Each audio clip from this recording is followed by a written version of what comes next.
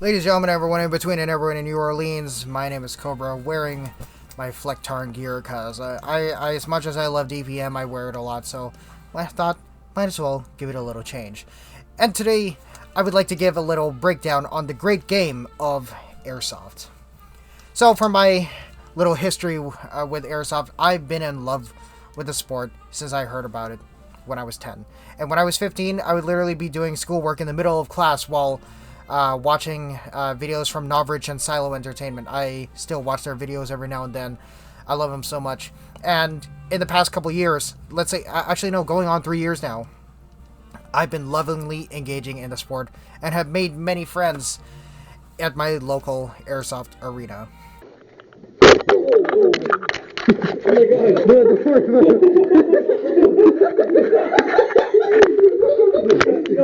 Why did you do that? No, you're good. But I want to go and keep this video as concise as possible. So for today's video, I'm going to go and break down what is Airsoft and answer some of y'all most burning questions for the community and the sport. So without further ado, let's get right into it. So, for those wondering, what is Airsoft? Airsoft is a very diverse and recreational sport that consists of people duking it out with guns that fire plastic BBs. That's kind of it. The sport can range from indoor arenas to full-on battlefields, with each arena having their own rules, like indoor arenas requiring a lower FPS limit and limitations on engagement, hence the to forests with more open limitations, and games that could go from team deathmatch to capture the flag and more. In my experience, I've played many games at my local CQB arena and have grown to love the skirmish style, curating my gear and playstyle to it. And speaking of which, there comes a few Airsofters, with each their own unique playstyles and distinctions. The first is the rental. Those who don't have their own gear or just general fresh meat, just getting into the hobby, so they use whatever the arena has to offer, hence they rent. So hence the rental.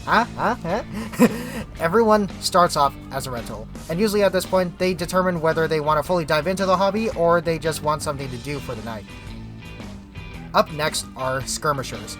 These guys don't conform to a traditional playstyle like Milsim or Speedsoft, but they focus mainly on what just works for them, and they curate their gear to such, which makes them a tier above the rental, as these guys are also still pretty casual. They just kind of have a general love for the hobby. The third type of player is the Milsimmer. These guys engage in Airsoft by using tactics used by actual armed forces, hence Milsim or military simulation. And the gameplay is usually a slower trudge towards a general objective, and if they're not on the field, these guys could most likely be seen playing games like Arma, Squad, or Hell Let Loose, which puts them in stark opposition to the Speedsofter. Partaking from Speedball, Speedsoft is a competitive and performance-based genre of Airsoft, focusing less on aesthetics but more on speed and practicality and performance. Bonus points if they play Valorant, Battlefield, or Counter-Strike, as these are the games that usually could give you a general idea of what Speedsofters are into or what they're trying to go for, but specifically bonus points for Valorant, and even more bonus points if they're a weeb. And the last type of Airsofter is the cosplayer. These guys often find themselves in the cosplay community, and often they like to dress up while playing. And God forbid, they make posts everywhere of them going ooh woo and playing cutesy music before getting turned into Swiss cheese.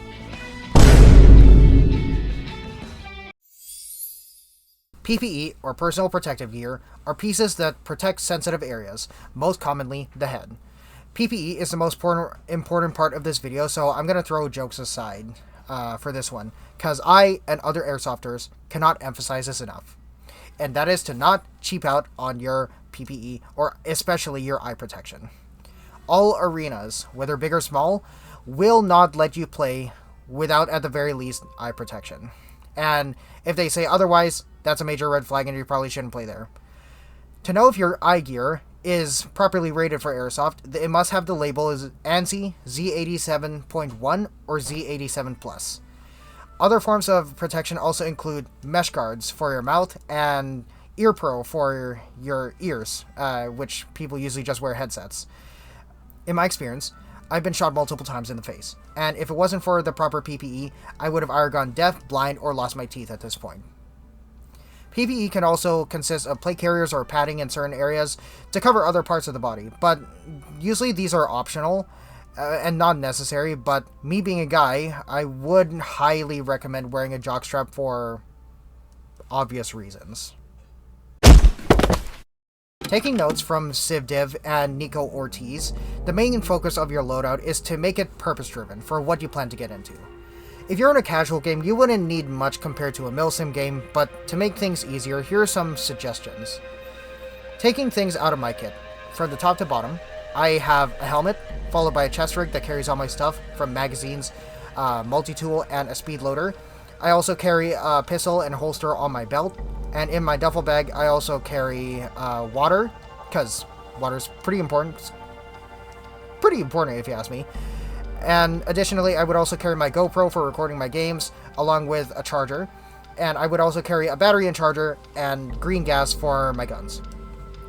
However, note that when you're making your loadout, the more stuff that you add on, the more weight stacks up as well. Or as others like to call it, ounces equal pounds. So if you want to make sure that you're still light and nimble while still fully kitted up, you gotta go and ratio things out to make sure that you're not weighing yourself down. Now on to the fun part. There are a variety of guns that are used in Airsoft, but they can be reduced to 4 categories. The most common and popular are AEGs, aka automatic electric guns, which are just battery powered and are the most affordable way on getting into Airsoft. They're overall very starter friendly and can be easily upgraded or repaired, especially if it comes from the AR or AK platform, which is recommended for starters. The next most common are gas guns, or GBBs. They either use green gas or CO2, and they're more authentic to the real deal, as the internals would often be reminiscent or just straight up replicated from real guns. However, they could be more expensive and maintenance heavy as a result. If someone wants to start using gas, it's highly recommended to start off with a pistol, since they're not only cheaper, but they also show how internal maintenance works. The next is HPA, or high pressure air. Essentially, they use an air tank attached to the gun via a hose, but I don't know enough about HPA, so I can't really say much. But for those that are HPA pilled, apparently the rabbit hole goes deep, and my wallet is not deep enough to go down said rabbit hole, if that makes sense. And the last type are springers, and they're the most lower maintenance. They're typically just restricted to shotguns and snipers, and I'm not including the ones that you could get from Canadian Tire, Cabela's, or Walmart. Pretty straightforward, just imagine a Nerf gun, but on steroids. Just like any other hobby, Airsoft can run up your wallet quite a bit, so it's important to budget stuff out. I'll be speaking more on my personal experience, so you can get the best bang for your buck. And the first thing I'd like to note is that it's absolutely okay to use Amazon and AliExpress to an extent. In terms of branding, some people may think that you need to get gear from actual brands that the military would use, such as Scry, Spiritus Systems, Blackhawk, or Feral Concepts, but those, well, yeah, you could do that. There are so many other ways to get gear without busting your wallet. If you're looking for a rig, I'd still recommend buying from a reputable brand popular with Airsoft, such as Condor, Voodoo Tactical, WoSport, and Helicontex, in which some of them are obtainable through Amazon. However, in terms of brands obtainable through Amazon specifically, I would also highly recommend Idle Gear, Excellent Elite Spanker, Winex, and At Airsoft. And while I haven't bought anything from them, I also hear that Yakeda is a very popular Airsoft brand obtainable through Amazon as well. Lastly, if you want a more hands-on experience, I highly recommend you check out your local surplus stores, as they often have not only airsoft gear, but actual gear that actual armed forces have used for crazy cheap. For example, I have my P82 rig that I put together from the ground up for a good 150 bucks or so. And you could also pat yourself on the back because not only would you have a solid battle-tested piece of kit, but an actual piece of history as well. So that's a major plus. And an even bigger plus, you're also supporting local businesses, and that's always a good thing. However, I cannot say the same thing about guns. When you're buying your guns, don't buy from Canadian Tire, Cabela's, or Walmart, as they're low quality and probably won't last long. I'd recommend you buy from an actual airsoft store, or you could also buy online, in which that's like probably the most accessible ways you could get them. And I strongly recommend going for the $300 to $400 mark for AEGs, and I'd recommend brands like Raven Evolution, Specna Arms, and SEMA. And for gas guns, I'd say WE Tech, KWA, and ENC are also really good options, and I'd reach around the $200 to $300 mark. And now for some quick tips and expectations to get the most out of your airsoft experience while keeping it fun for everyone. The first tip I'd like to go and bring out is to acknowledge that you're not him. Don't think that the game revolves around you, and just be a good sport. We're all here to have some fun and even horse around. You know, we do a little trolling here and there, but just don't go around ruining it for everyone, and just play by the rules. Next is when you're buying your first gun, it's strongly recommended you buy some additional things to make your start weight smoother, such as a battery and charger for your AEG, along with some extra mags and a speed loader. The third tip is to not bother with high cap magazines.